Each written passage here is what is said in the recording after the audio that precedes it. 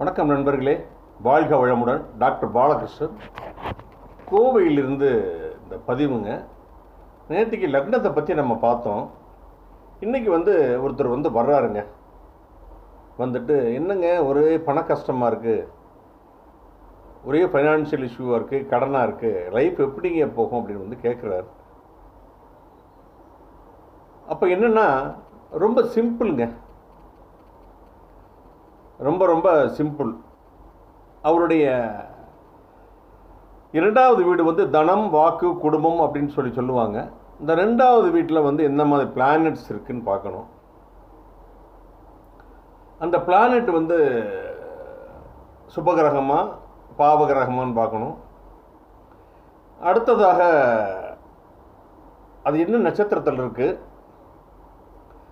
அதனுடைய லார்டு அதிபதி யார், எந்த வீட்டில் இருக்கார், நல்ல வீட்டில் இருக்காரா மோசமான வீட்டில் இருக்காரான்னு பார்க்கணும். அது எத்தனை சுபகிரகங்கள் பார்க்குது, எத்தனை பாவகிரகங்கள் பார்க்குதுன்னு பார்க்கணும். இதை ஒரு பக்கம் நோட் பண்ணி வச்சுட்டு அஷ்டவர்க்கு கணித முறையை எடுத்துக்கணுங்க. அதில் ஒரு 28 பாயிண்ட் இருந்தது அப்படின்னா ரெண்டாவது பாவகத்தில்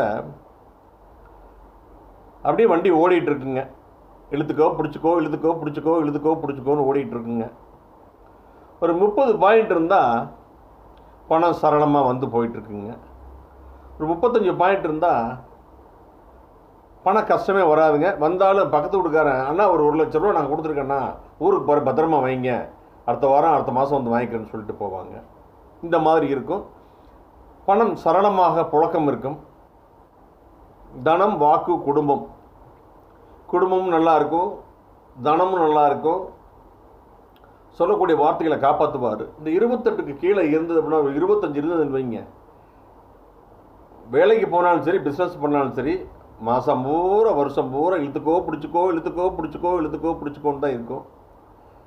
ஒரு 20 இருந்ததுன்னா தரித்திரம்ங்கிற வார்த்தை இருக்குது பார்த்தீங்களா, அந்த மாதிரி தான் இருக்கும். இப்போ நம்ம வாழ்க்கையில் ஃபைனான்ஷியல் பொசிஷன் எப்படி இருக்குது நம்ம கண்டுபிடிச்சிட்டோம் இல்லைங்களா. அப்போ அதுக்கு தகுந்த மாதிரி நாம் என்ன செய்யணும் அப்படின்னா, அது தகுந்த மாதிரி சில விஷயங்களை நம்ம ஃபாலோ பண்ணணும். என்ன பண்ணணும், நமக்கு இதான் ஃபைனான்ஷியல் பொசிஷன் தெரிஞ்சு போச்சு. அப்போ நம்ம என்ன பண்ணணும் அப்படின்னா, பணம் இருக்கிறப்ப டெபாசிட்ஸ் வச்சுக்கணும், ஏதோ ஒரு லேண்டில் இன்வெஸ்ட் பண்ணிடணும். டெபாசிட்டை எடுக்க முடியாத டெபாசிட்டாக வச்சுக்கணும். அப்போ தான் அது நமக்கு யூஸ்ஃபுல்லாக இருக்கும். நமக்கு வாழ்க்கை இப்படி தான் தெரிஞ்சு போச்சு, இன்னும் போராடி என்ன பண்ணுறது. அதே சமயத்தில் அதுக்கு உண்டான இம்ப்ரூவ்மெண்ட் பண்ணுறது வேதமும் விஞ்ஞானமும் விளைந்த ஆலோசனைகளை நான் கொடுத்துட்ருக்கேன். சரிங்களா. மீண்டும் ஒரு நல்ல பதிவில் நான் சந்திக்கிறேன். உங்களிடமிருந்து விடைபெறுவது உங்களுடைய அன்பு நண்பன் டாக்டர் பாலகிருஷ்ணன். தேங்க்யூ.